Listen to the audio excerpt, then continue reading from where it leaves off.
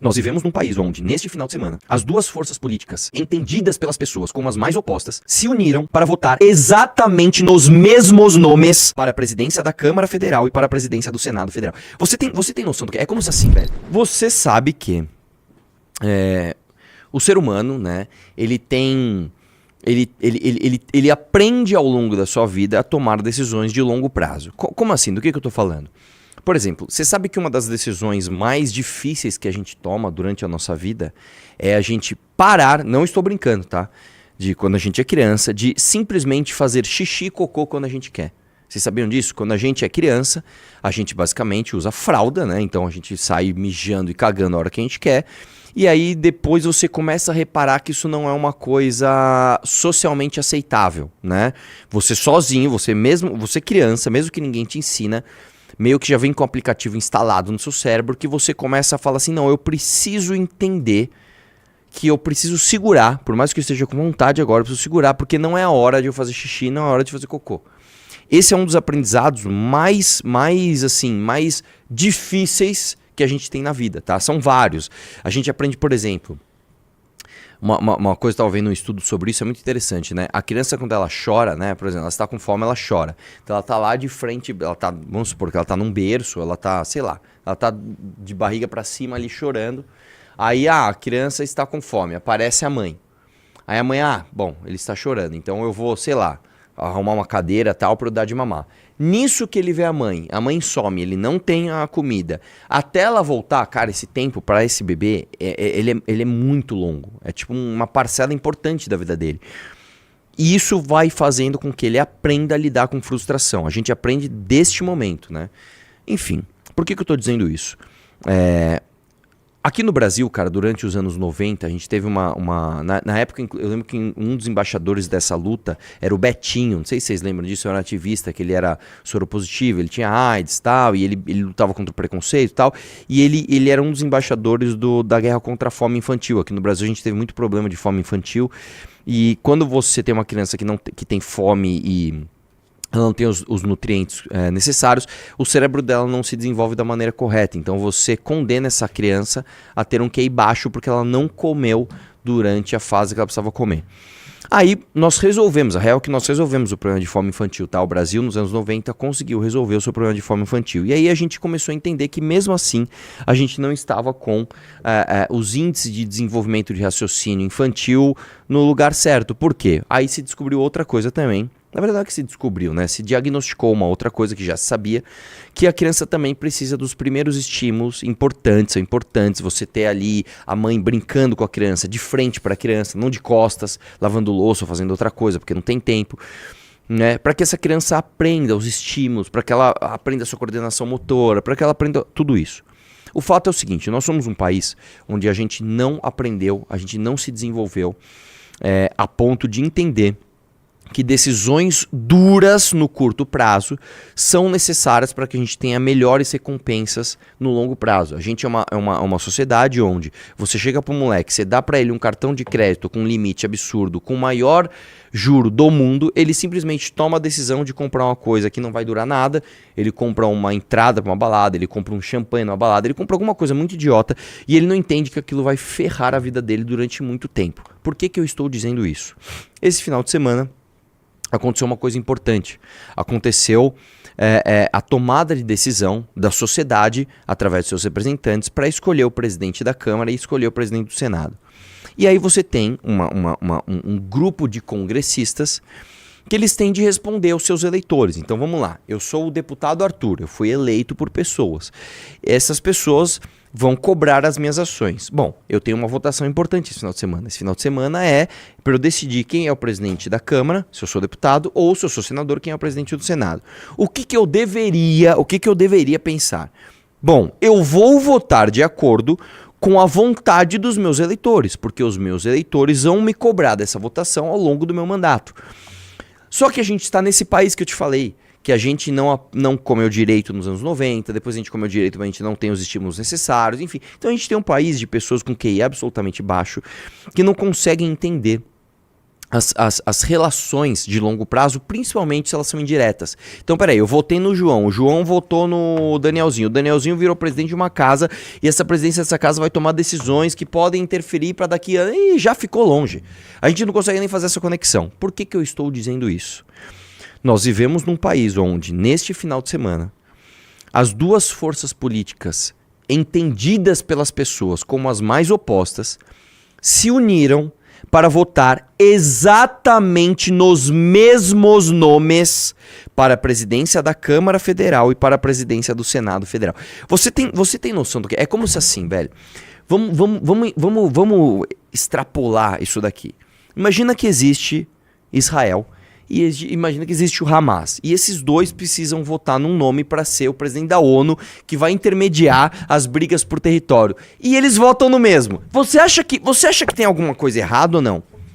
Imagina que a Rússia e a Ucrânia vão votar em alguém para ser presidente da OTAN. Só tô dando um exemplo aqui, né? E aí a Rússia e a Ucrânia escolhem o mesmo nome. Você não olha e fala, mano, eu acho que tem alguma coisa errada. Eu acho que tem alguma coisa errada aqui. Imagina que a China e os Estados Unidos precisam votar em alguém que vai intermediar as leis de comércio internacional. E os dois votam no mesmo. Alguma coisa, algo de errado não está certo. Então é exatamente o que está acontecendo.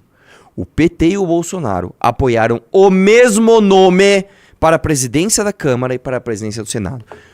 Ao longo dessa live eu vou te mostrar coisas que vão machucar o seu coração, tá? Porque eu poderia fazer o seguinte, eu poderia dar uma de Kim Paim aqui, eu poderia dar uma de Carluxo, eu poderia dar até uma de Nicolas. Eu poderia abrir a live e falar, ó, demos um importante passo para o impeachment do Lula. Então, vai, o que você fez? Meu, nós voltamos num cara que prometeu que vai pautar o impeachment do Lula e vai pautar os impeachments de ministro supremo. Ô, aí sim, hein? Aí, qual é o nome dele? Davi Alcolumbre. Tamo junto, Davi Alcolumbre. Só que eu vou te falar a verdade, cara. A verdade é o seguinte, tá? A verdade é que no Senado, eles escolheram para a presidência da casa, que é justamente a única casa que pode bater de frente com o STF, um homem que já recusou 36 pedidos de impeachment de ministro do Supremo. E agora ele deu uma declaração que não, eu não vou recusar mais nenhum, hein? Agora eu vou pautar pedido de impeachment que você vai ver. Aí eu pergunto pra você, sinceramente, você que tá assim, porra, o Nicolas foi lá e falou que tava certo, porra, o Bolsonaro falou que era isso aí, o Eduardo, o Flávio, todos eles estão com a Alcolumbre, por causa das comissões, por causa do sei o que lá. Assim, sinceramente, você que pode estar vendo esse corte em algum lugar, você acha, de verdade, vamos falar a verdade, qual é o ministro que é o alvo desses caras? É o Alexandre de Moraes, não é o Barroso, não é o Alexandre de Moraes. Você acha, nós estamos em 2025, você acha que antes de 2027, que é a próxima legislatura, você acha que você vai ter o impeachment do Alexandre de Moraes? Vamos fechar o olho, sabe aquele negócio que fala, onde você vai estar daqui 5 anos, sabe? Não, fecha o olho, imagina comigo aqui, ó. Eu não quero saber onde você vai estar daqui 5 anos, vamos diminuir o tempo. Vamos ver onde nós vamos estar no final de 2027, tá bom assim? Natal de 2027. Então, acabou essa legislatura, já teve eleição em 2026, já tem um novo presidente, nós estamos no Natal do primeiro ano do novo governo. Você acha que o Alexandre de Moraes vai estar fora do STF? Sinceramente, você olha e fala assim, você sabe que não. No fundo você sabe que não. No fundo você sabe que o Alexandre de Moraes vai continuar lá. Você sabe que não vai ter pedido de impeachment nenhum, tá? No máximo, o que vai acontecer, e é isso que eu vou te dizer, eles vão fazer alguma espécie de enganação bem elaborada, no sentido de, pega um pedido de impeachment qualquer aí do Alexandre de Moraes, pauta essa porra. Pega um bem mal feito, pauta, deixa a oposição gritar, deixa todo mundo falar que agora vai. Só que eles já sabem que eles não têm os senadores suficientes para que esse pedido seja aprovado, algo assim. Eu não sei se é exatamente isso, eu tô fazendo um exercício, mas o que eu sei é, não vai ter impeachment do Alexandre de Moraes. Agora vamos pro do Lula? O do Lula, teoricamente, ele começaria na Câmara dos Deputados.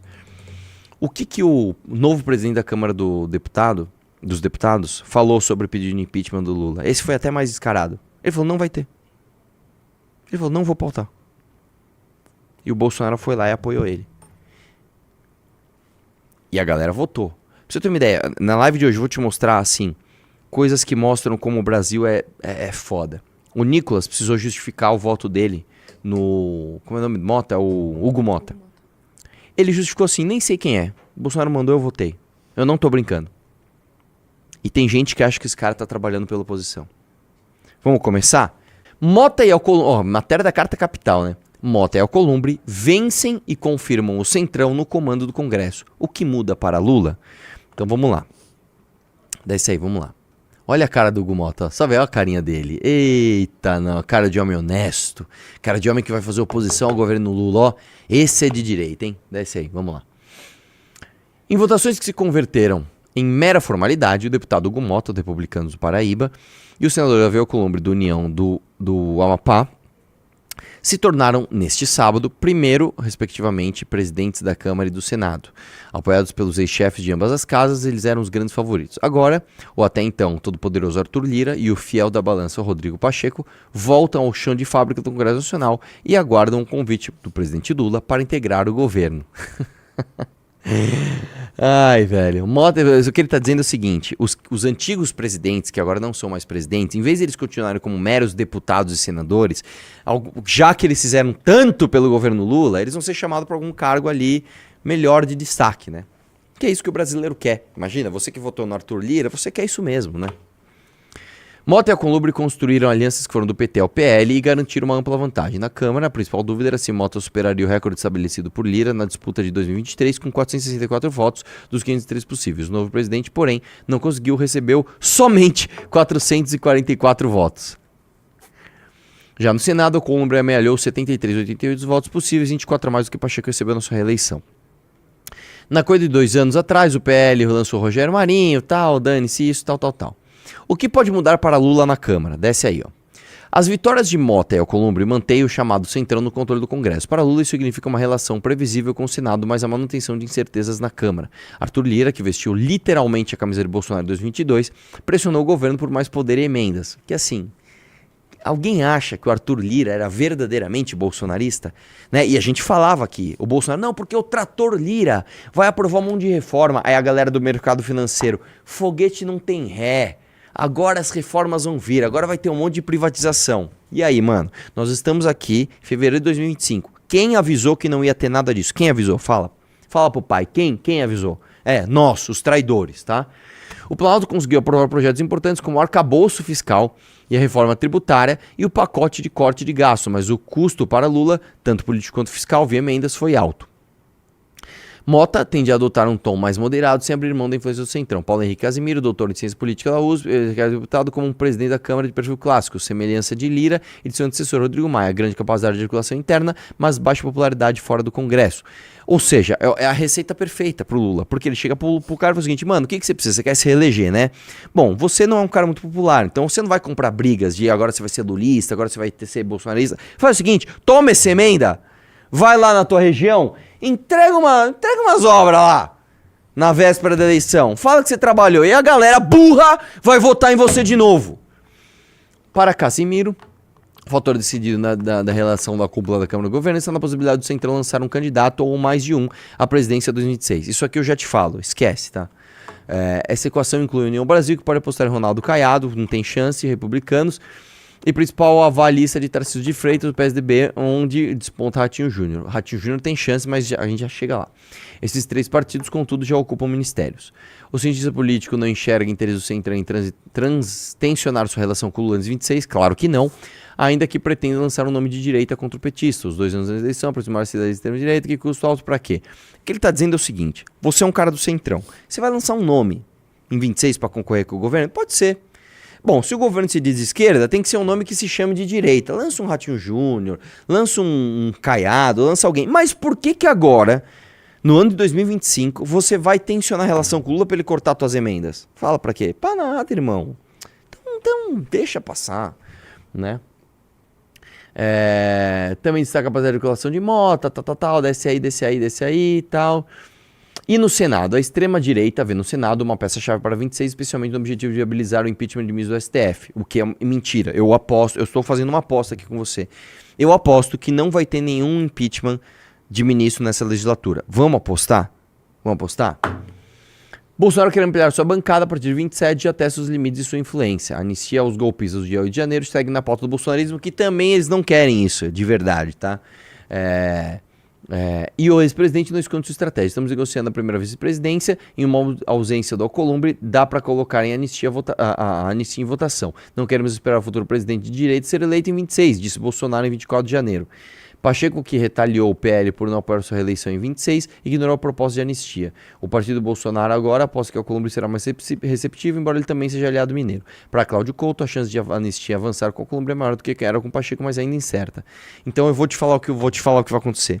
O que o Bolsonaro quer verdadeiramente? Aqui eu vou te trazer o porquê que essa live é maravilhosa, né? E por que a gente consegue trazer essas coisas.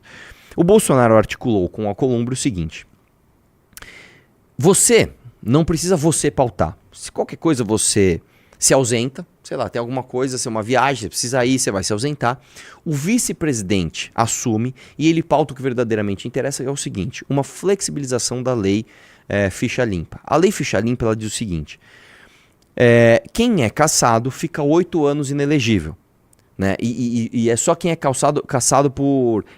Tem alguns motivos específicos. O meu, por exemplo, que é quebra de decoro, não entraria nisso, tá? Ó, o Cristiano já entrou no Valet Plus. Então, em vez de você ficar inelegível 8 anos, vamos flexibilizar só para 2 anos? Né? Que é uma coisa mais absurda. Né? Flexibiliza aí para 2 anos. Aí o Bolsonaro vira candidato. Isso pode acontecer por quê? Porque isso é interessante para o Bolsonaro.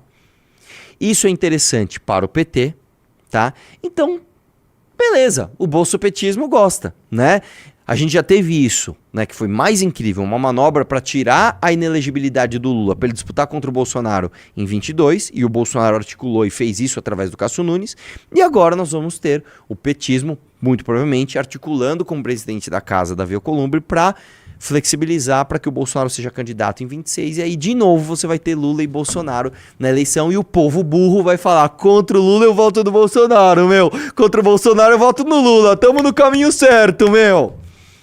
E aí eu estou antes te falando isso, nós estamos em fevereiro de 25, eu tô falando, é isso que vai acontecer, tá? Então, seja inteligente, não seja uma mula, não ache que o bolsopetismo é uma ilusão, o bolsopetismo é real, e a galera vai acreditar, velho, porque nós somos um país de gente burra, entendeu? E aí, brother, vamos lá, isso eu tô falando do Senado, quando você pega na Câmara, o Hugo Mota, ele nem se coloca como oposição ao Lula. Ele nem se coloca, ele nem diz assim, sua oposição ao Lula, nem nada disso, né? Festão de Hugo Mota reúne Eduardo Cunha, Wesley Batista, ministros de Lula e oposição. Olha aí, ó. E você achando que os caras estão brigando entre si. Não, eu votei na direita, eu votei no PL, os caras estão ali batendo de frente com o PT. Irmão, pelo amor de Deus, velho. Pelo amor de Deus, os caras estão tudo junto ali, ó, com o Hugo Mota, que já falou que não vai ser oposição ao Lula, coisa nenhuma, cara. Aí, perguntem, vamos lá, quem é o maior nome da oposição hoje? É o deputado mais votado da história, é o Nicolas. É o cara que fez o vídeo do Pix, velho. É o cara que vai salvar o Brasil do comunismo.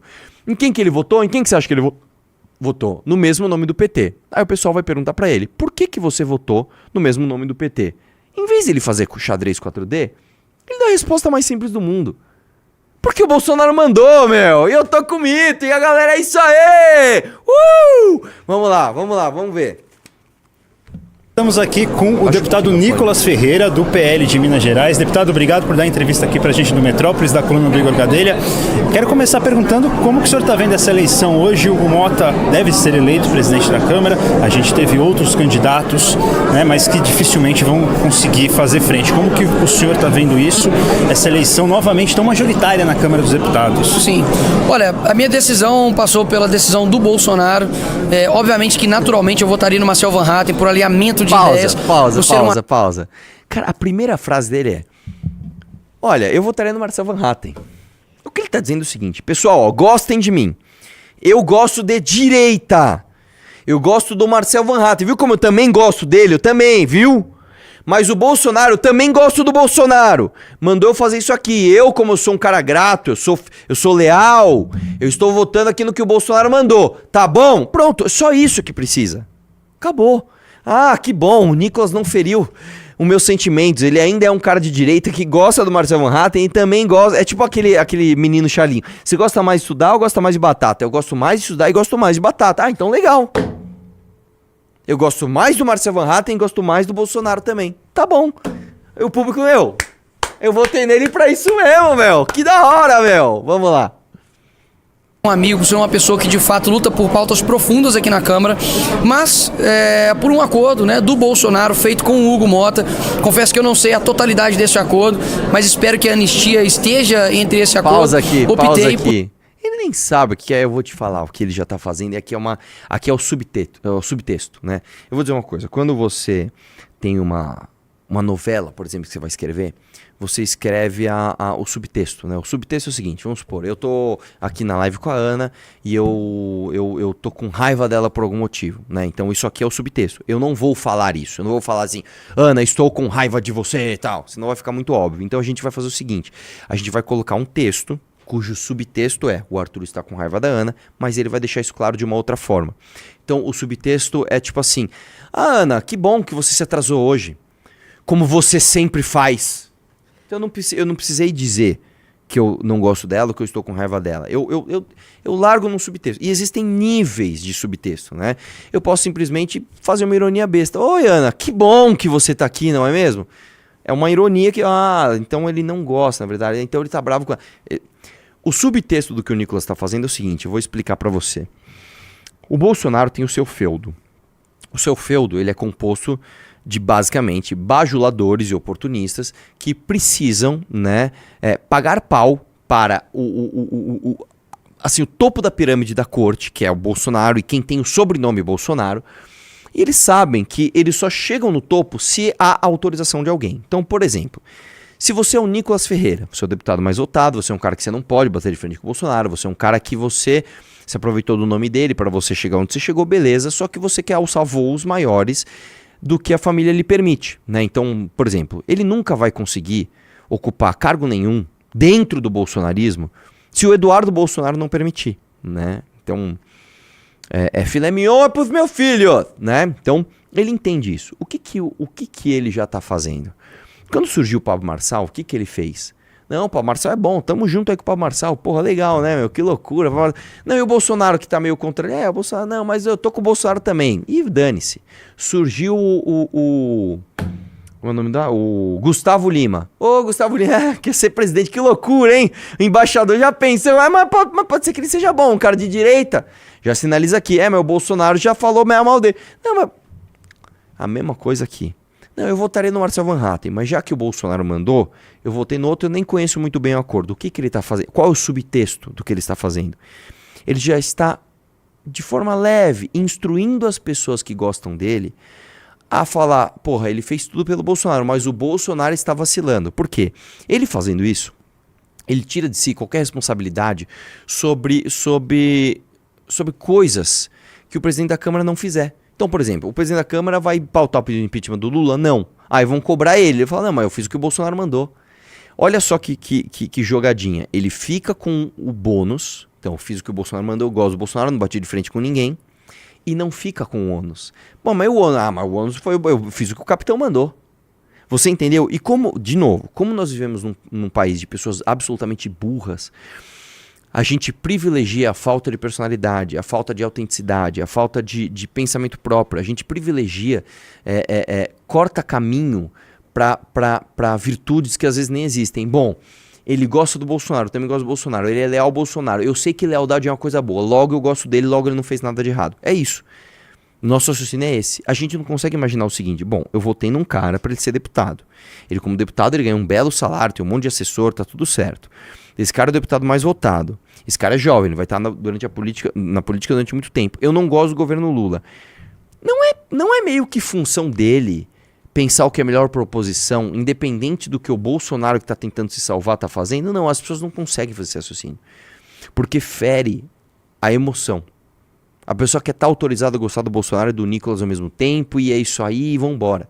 Ela quer gostar do Pablo Marçal e do Gustavo Lima, e também do Bolsonaro. E esse cara, ele não vai ser o cara, ele não é um influenciador. Ele não é um formador de opinião. Ele é um surfador. Então, o que as pessoas pensam? Essa coisa meio esquizofrênica? Então eu falo o que eles querem ouvir. Entendeu? Essa é a diferença de quem de fato é um influenciador, de quem forma uma opinião, de quem fala, cara, eu estou vendo algo que você não está vendo agora. Então, ó, é por aqui que nós vamos, tá? Tem uma bifurcação, todo mundo quer ir pra lá, mas eu sei que pra lá é errado. Nós vamos pra cá. Isso é um influenciador. Isso é um líder. Isso aqui não é. Isso aqui não é. E eu tô falando pra você, irmão. Esses caras estão cagando pra anistia. A anistia, eu vou dizer, é uma... Na verdade é bom pra caralho pra eles, porque eles ficam usando isso como... Olha como eu tô preocupado com a galera de 8 de janeiro. Só que anistia, irmão... Ele tá cagando pra anistia. Se tiver anistia, dane-se. Se tiver anistia, eles vão falar, viu como a gente trabalhou pra anistiar essa galera? A gente não abandonou eles. Se não tiver anistia, você viu como os caras são filha da puta? Eles nem anistiaram os caras. É isso. O Ryan com Y entrou. Tamo junto. Já 4 membros.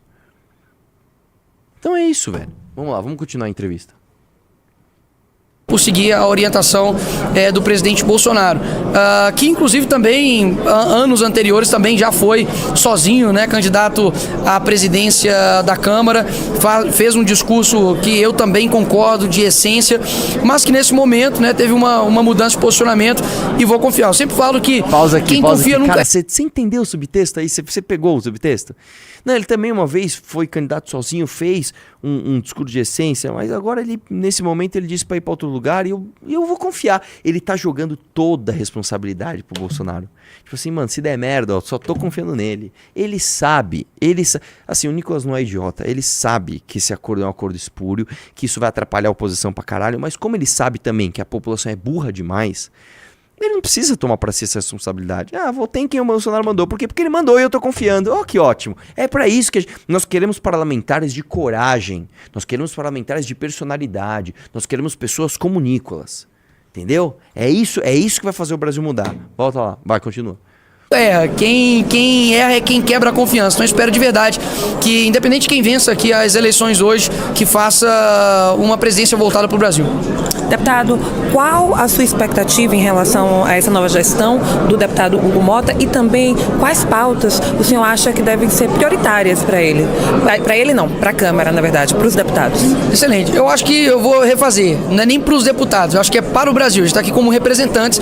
Então eu vejo, Milena, que principalmente, até o mesmo meu vídeo demonstrou muito isso, uma indignação generalizada das pessoas com a alta carga tributária que tem o Brasil. Então eu vejo que projetos que reduzam a carga tributária aqui no nosso país, só a legislação da carga tributária é literalmente o peso de um elefante, ou seja, é impossível hoje um empreendedor, um empresário, ou até mesmo uma pessoa que trabalha informal sobreviver com os altos encargos aqui no nosso país. A defesa das prerrogativas dos deputados, nós estamos vendo hoje os tribunais retirando candidaturas e principalmente somente de pessoas de direita. Eu jamais vou pedir cassação de nenhum deputado, seja de esquerda, seja de direita, por conta de opinião. Não existe crime de opinião aqui no nosso país e muito menos ainda de um parlamentar que tem assegurado no artigo 53 da Constituição a imunidade parlamentar, seja por qualquer palavra e voto civil e penalmente. Então Pausa eu vejo aqui. que a defesa... Engraçado, Nicolas, o seu discurso não foi o mesmo quando teve a minha cassação. Que eu nem era parlamentar. Eu me licenciei do cargo, estava fora do Brasil, fiz uma brincadeira que não tem crime, nem opinião tem ali, deve ter, sei lá, mas assim, e aí engraçado que aí não foi a mesma coisa, né, cara? Aí não foi a mesma coisa. Vamos lá. Prerrogativa é algo muito importante e principalmente, por último, mais ou menos importante, a anistia. Vejo que o nosso país precisa de uma pacificação, a gente precisa, de fato, inclusive, que a própria esquerda faça o que eles prometeram durante as eleições, que é pacificação, e eu não vejo isso, principalmente na figura do Lula e muito menos na figura do Alexandre de Moraes, que tem diversos crimes já denunciados, não somente aqui no âmbito nacional, mas também internacionalmente. Uma pergunta sobre o PL da anistia, que talvez vários parlamentares bolsonaristas colocam como uma das prioridades da Câmara dos Deputados para a Câmara dos Deputados em 2026. Inclusive o novo líder do PL, o deputado Sóstenes Cavalcante, falou com a gente e colocou a anistia realmente como uma prioridade. Mas o ponto é, ele falou muito bem que precisa ter um ambiente político para votar a anistia, que não adianta simplesmente tentar tratorar a anistia, porque talvez não tenha os votos necessários. Como que vocês da bancada do PL, que estão na linha de frente frente dessa briga pela anistia, vão trabalhar para criar esse ambiente político, justamente com um governo que é totalmente contra o projeto. Eu acho que é importantíssimo sensibilizar as pessoas com a história verdadeira. Deixando aqui bem claro, eu jamais passaria pano em qualquer crime que foi cometido aqui nesse local. Isso aqui é um prédio público, aqui existem obras históricas, isso aqui precisa ser conservado. Portanto, a esquerda, por outro lado, a esquerda já cansou de fazer baderna, a mesma baderna, o mesmo tipo de crime, e não tomou uma pena proporcional igual eles estão tomando agora. Pausa aqui. O que o Nicolas está falando é parcialmente verdade, tá? A esquerda já depredou, por exemplo, já pôs fogo no ministério. E não deu nada pros caras. A real é essa, tá? A esquerda já pôs, se não me engano, foi fogo no Ministério do Trabalho, se não me engano, na época do Temer, da reforma trabalhista, e não deu nada pra eles. Agora, eu não entendi muito bem a sua fala, Nicolas. Você é contra qualquer tipo de crime, né, desse tipo? Então você é contra depredação de patrimônio, invasão de prédio público, você é contra defecarem na mesa do Alexandre de Moraes, você é contra quebrarem a porta da sala de um ministro supremo, você é contra quebrarem um relógio, que foi um presente, se não me engano, da época imperial aqui do Brasil, você é contra isso? Eu não vi em nenhum momento você repudiando essas ações. E mais, eu não vi você também repudiando em nenhum momento o Bolsonaro incentivando essas pessoas a fazerem isso. Tá? Mas vamos lá, continue aí. Aqui no Brasil, você não tem estuprador, homicida que pega 17 anos de cadeia. Você está vendo aí, por exemplo, traficantes sendo soltos aqui no nosso país. Então, isso gera uma indignação nas pessoas. E digo mais, existem pessoas inocentes que estão presas. Eu falo isso com propriedade. Pessoas que entraram aqui, não é feito uma nada, mas que não depredaram absolutamente nada e foram pegas como, enfim, um criminoso ou até mesmo quase que um terrorista. Então, eu vejo que a forma de sensibilizar isso é, de fato, contando a verdade. Eu fiz uma série, tá inclusive no meu canal do YouTube, contando várias histórias de pessoas que foram presas por conta de um erro de homônimo, né, que chama homônimo, né? Ou seja, tem o mesmo nome que uma outra pessoa e foi preso. Um morador de rua estava preso até há pouco, um autista, enfim. São diversas medidas jurídicas que foram totalmente desproporcionais e nem precisa rever isso. Afinal de contas, até mesmo porque há pouco tempo atrás, não muito tempo atrás, o senador Randolph e vários da esquerda estavam atacando. Eles estão falando muito disso. O foco da entrevista era a presidência da Câmara e virou o Nicolas fazendo propaganda de anistia, né? Eles estão cagando pra anistia. Tá? O Bolsonaro mesmo, já quando questionava, fala assim, baderneiros. Né? Então eu tô te contando a real aqui, cara. A real é o seguinte, cara, o bolsopetismo mais uma vez se uniu pra... Isso aconteceu diversas vezes, tá? Durante o governo do Bolsonaro, durante o governo do Lula. E uma outra desculpa que eles estão dando é o seguinte. Não. É importante a gente apoiar o Alcolumbre, porque aí pelo menos ele vai garantir algumas comissões, algumas presidências de comissões no Senado, né? Pra gente pautar os projetos ou aquilo que a gente quer, que é outra mentira. Comissão hoje em dia não tá valendo nada, cara. O que tá valendo é plenário. O que tá valendo é plenário. Tá? Comissão de Congresso a gente nem ouve falar. Quando ouve falar, é de de comissão da Câmara. Vamos lá, as pessoas nem lembram às vezes o que é uma coisa ou outra. Vamos lembrar de novo. O que é Câmara dos Deputados? Sabe quando você olha o prédio? É muito simples você decorar isso aqui, porque aí você vai ter isso muito claro na sua cabeça. Toda vez que você olha o prédio do Congresso, você vai ver 2 prédios altos, um negócio maior assim para cima e um negócio menor assim para baixo. O que é isso? Isso aqui é o seguinte, o maior para cima representa a Câmara dos Deputados, é como se fosse uma panela onde vão se efervescer os ânimos da sociedade. São mais parlamentares com mandatos menores, de 4 anos, deputados. Senador, o que é a tampa da panela? É uma casa revisora. É como se, efervesceu os ânimos, beleza, agora vamos pôr panos quentes, vamos revisar aquilo que foi dito nas brigas, né? Então, o menor representa o Senado, que são menos senadores, 81 senadores, com mandatos de 8 anos, mandatos mais longos, portanto, um pouco mais imunes à opinião instantânea da sociedade naquele momento, né? E de 35 anos ou mais. Quando a gente ouve falar de comissões, sabe quando tem convocação, cara, 90% das vezes você está ouvindo falar isso na Câmara dos Deputados. Por quê? Porque é mais interessante para os deputados fazerem show, é mais interessante para os deputados terem cortes com o ministro ou com alguma figura controversa ali e tal, nos embates. O senador menos, né? E aí eles estão dando a desculpa de que é importante se apoiar o Davi Alcolumbre, você ter algumas comissões no Senado. Meu irmão, para. Impeachment de ministro precisa do quê? Plenário. Impeachment do Lula precisa do quê? Plenário. Lei de anistia precisa do quê? Plenário. Que mais que precisa? A flexibilização da inelegibilidade do Bolsonaro. Plenário. É tudo plenário, cara. É tudo plenário, não é comissão. Lembrando, né? Um projeto ele vai para comissão ou comissões. De lá ele vai para o plenário. Né? Se ele for reprovado em comissão, ele nem vai para o plenário. Mas normalmente é aprovado e vai para o plenário. No plenário você aprova ou rejeita o projeto. E o que os caras estão falando simplesmente não faz o menor sentido. E aí eu vou perguntar para você. Você realmente acha que vai ter 2 anos de oposição ao governo Lula no Senado? Você realmente acha isso, cara? Pelo amor de Deus, cara, é muita ingenuidade. Você acha que o Lula, que é quem é o governo hoje? É o Lula. Então o Lula tá lá com o poder executivo. Ele tem todos os ministérios, ele tem todos os cargos, ele tem todo o orçamento, ele tem todas as emendas discricionárias, tem tudo aqui na mão. Você acha que ele vai apoiar para o Senado um homem que vai fazer oposição ao governo dele? Você acha que ele vai fazer isso? É como se o MBL ganhar a presidência. Legal, ganhou a presidência.